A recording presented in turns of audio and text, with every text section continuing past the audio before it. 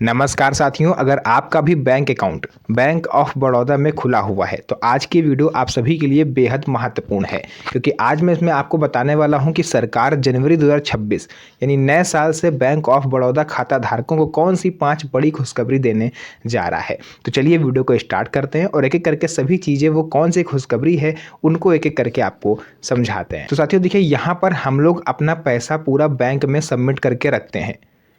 जितना पैसा हम घर में जोड़ते हैं उठा के बैंक को दे आते हैं कि हमारा पैसा वहाँ पर सुरक्षित रहेगा। हम पूरी तरह से निश्चिंत होते हैं कि हमारा पैसा बैंक में चला गया, मतलब पूरी तरह से सेफ हो गया।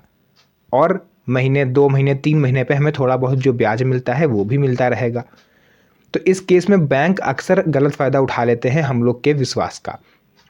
बिना बताए आपके अकाउंट से चार्जेस काटते हैं, कभी एसएमएस चार्जेस के नाम पर, कभी एनुअल मेंटेनेंस के नाम पर, कभी किसी नाम पर, कभी खाता पुराना होने के नाम पर, कभी आपकी केवाईसी नहीं हुई है इस वजह से, जिस वजह से आम आदमी काफ़ी ज़्यादा परेशान रहता है। तो आज मैं आपको बताने वाला हूँ, सरकार ने इस पर सख्त रुख अपनाया है। आरबीआई के दिशा निर्देश इस पर आ चुके हैं, वो मैं आपको बताने वाला हूँ और उसी से रिलेटेड आज पूरी आपको खुशखबरी जो है वो मैं आपको बताऊँगा। तो इसी को लेकर के पहली खुशखबरी आई है साथियों, बिना बताए अब बैंक आपका एक भी रुपए नहीं काट पाएगा, चाहे एसएमएस चार्जेस के नाम पर हो, ईमेल चार्जेस के नाम पर हो या फिर किसी और चार्जेस के नाम पर। अक्सर ऐसा देखा रहता है कि बैंक एसएमएस चार्जेस हुए या फिर कई सारे चार्जेस जो वो काट लेते हैं पेनाल्टी के तौर पर, वो एक बार नहीं 2-2 3-3 बार आपके काट लेते हैं। वो ये सोचते हैं कि आम आदमी है, इसको इतनी जानकारी कहाँ होगी, और मान लीजिए जानकारी आपको हो भी गई और आप बैंक में जाकर के आप पूछताछ करते हो तो वहाँ पे आपको टाल दिया जाता है, और अगर कोई जवाब देता भी है तो वो आपसे ये कहेगा भैया गलती से हो गया, हम आपका पैसा वापस कर देंगे। तो दिक्कत तो यहीं पर है ना कि आपको पता चला तो आप गए, और कई लोग तो ऐसे हैं जिनको पता ही नहीं चलता है। तो इसको लेकर के पहली खुशखबरी आई है कि अब बिना बताए बैंक आपका एक भी रुपए नहीं काट पाएगा। अगर वो ऐसा करता है तो आपके ऊपर ये विकल्प है कि आप उस पर कानूनी कार्रवाई करवा सकते हैं, बट शर्त ये है कि आपकी पासबुक प्रिंट होनी चाहिए और उसमें ये चढ़ा हुआ हो कि आपके पैसे कितनी बार कटे हैं। केवल मुंह से बोलने से नहीं होगा, उसका सबूत आपके पास होना चाहिए। तो पहली खुशखबरी ये आ गई है कि बैंक अब बिना बताए एक भी रुपए आपका नहीं काटेगा। दूसरी खुशखबरी साथी आ जाती है एफडी को लेकर के। बहुत से लोग एफडी करवाए हुए हैं बैंकों में, specially bank of Baroda customers के लिए मैं बोल रहा हूँ। तो अगर आपने एफडी कराई हुई है तो यहाँ पर भी बैंक होशियारी करता है कि आपको पूरे दिशा निर्देश जो है वो बताता नहीं है। अगर वो पूरे दिशा निर्देश बता दे तो आप हो सकता है करवाओ ही ना। वो आपको मेन लालची वाली चीज़ें बता देता है, प्रलोभन वाली, ताकि आप बस जल्दी से करवा लो। तो अब अगर ऐसा कुछ आपके साथ हुआ है और आप फंसा हुआ महसूस कर रहे हो, आपको लगता है कि बैंक ने आपको पूरी जानकारी पहले नहीं दी थी, तो आपके पास ऑप्शन है कि आप अभी भी एफडी से विड्रॉ कर सकते हो और बैंक इसके एक भी रुपए नहीं काटेगा। शर्त ये है, आरबीआई ने ये दिशा निर्देश दिया है सभी बैंकों को कि एफडी हो चाहे आरडी हो, सभी बैंकों को क्लियर निर्देश देने होंगे अपने कस्टमर्स को। पूरा सब कुछ जो भी पॉलिसी है वो पहले समझानी होगी, बाद में नहीं कि मान लीजिए किसी ने करवा ली एफडी, 5 साल की एफडी करवाई, आप 1-1.5 साल बीता, आपने उसको कोई नया नियम समझा दिया या उसके पैसे काट लिए, और अगर वो पूछने आए तो आप कह दो भैया ये नियम था इस वजह से ये कटा। तो ऐसा अब बैंक नहीं कर पाएंगी। एफडी और आरडी में अब पूरी तरह से पारदर्शिता बरती जाएगी। तीसरा साथियों यहाँ पर आ जाता है सेविंग अकाउंट को लेकर के।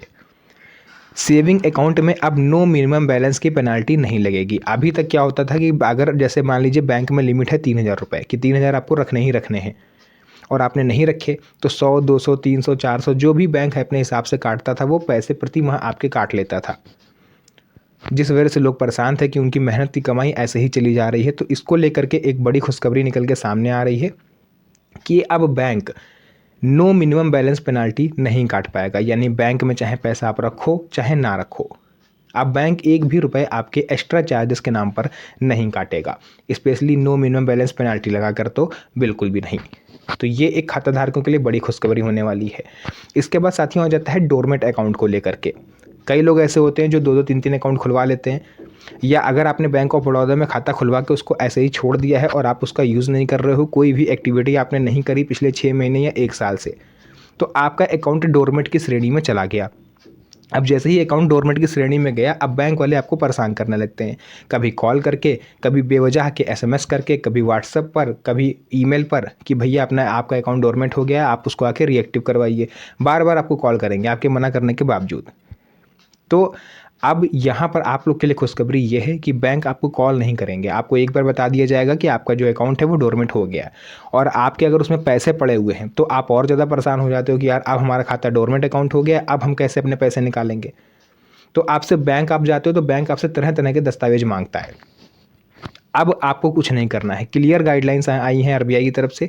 आपको सिंपली जाकर के बैंक में ई-केवाईसी का प्रोसेस पूरा कर लेना है। इसमें आपका आधार कार्ड लगेगा, पैन कार्ड लगेगा और 2 पासपोर्ट साइज फ़ोटो करंट की लगेंगी। इतना आप लेके जाओगे, आपकी ई-केवाईसी जैसे ही पूरी हुई आपका खाता रीएक्टिव हो जाएगा। फिर आप चाहो उसमें जो पैसे पड़े हुए हैं उसको निकाल लो, या फिर आप उसमें जमा करो। अगर आपको एक्टिव रखना है तो आप उसमें आगे काम करो, अदरवाइज़ आप अपना पैसा निकाल के अकाउंट खाली छोड़ दो। तो ये आपके लिए बड़ी खुशखबरी है। 5वीं आ जाती है साथियों सीनियर सिटीजन्स को लेकर के। स्पेशली ऐसा देखा जाता है कि बैंक ऑफ बड़ौदा हो चाहे कोई भी बैंक हो, वो सीनियर सिटीजन्स के साथ दुर्व्यवहार किया जाता है। लाइन में लगने को कहा जाता है उनसे, उनका काम नहीं किया जाता है, उन्हें इधर उधर काउंटरों पर दौड़ाया जाता है। जबकि आरबीआई की तरफ से इसको लेकर के और स्पेशली सरकार की तरफ से सीनियर सिटीजन्स के लिए खुशखबरी बहुत पहले आ चुकी थी कि अब हर बैंकों में सीनियर सिटीजन्स के लिए स्पेशल डेडिकेटेड काउंटर बनाए जाएंगे, जहां पर एक ही काउंटर पर सभी काम सीनियर सिटीजन के हो जाएंगे, चाहे वो लाइफ सर्टिफिकेट से रिलेटेड हो, आपका पेंशन से रिलेटेड हो या फिर कोई और। बट बैंकों ने नहीं सुना, या फिर कई जगह स्टाफ की कमी होती है, कहीं पर स्पेस की कमी होती है। तो अब फाइनली आरबीआई की नई गाइडलाइंस ये आई हैं कि अब अगर आपके पास स्पेशल डेडिकेटेड काउंटर नहीं है और कोई भी सीनियर सिटीजन आया हुआ है अपना काम करवाने, तो उसको अब लाइन में लगने को नहीं बोलोगे। चाहे लाइन कितनी ही लंबी क्यों ना लगी हो, चाहे कोई सुबह 8 बजे से खड़ा हो, चाहे कोई 11 बजे से खड़ा हो, और सीनियर सिटीजन अगर आ जाते हैं तो उनको लाइन में लगने की ज़रूरत नहीं है। वो नंबर 1 पर आके अपना काम करवाएंगे। और कोई भी बैंक अधिकारी या कर्मचारी अगर बदतमीज़ी करता है तो आप उसके सामने सीनियर सिटीजन एक्ट 2007 का नाम ले लेना। यकीन मानिए वो वहीं पर शांत हो जाएगा। क्योंकि अक्सर लोगों में ये भ्रम होता है कि जो बुजुर्ग होते हैं, जो सीनियर सिटीजन्स होते हैं, उनको इतनी जानकारी नहीं होती। मेरा उद्देश्य हर एक उस सीनियर सिटीजन को अवेयर करना है जिसको अपने अधिकारों, अपने जो भी उसके अधिकार सरकार ने दिए हैं उनके बारे में नहीं पता, उसको जागरूक करना है। इसीलिए मैंने इस चैनल को आप लोग के लिए क्रिएट करा। तो अब सीनियर सिटीजन एक्ट 2007 को आप पहचानो, सुप्रीम कोर्ट के द्वारा दिया गया ये सभी बुजुर्गों को ब्रह्मास्त्र है। ये हर तरह की, अगर आपके साथ कोई भी गतिविधि हो रही, कोई पड़ोसी प्रताड़ित कर रहा है, आपके बच्चे आपको प्रताड़ित कर रहे हैं, पुलिस वाले प्रताड़ित कर रहे हैं, तो ये सबका ब्रह्मास्त्र है। आप इसका यूज़ कर सकते हो, ठीक है।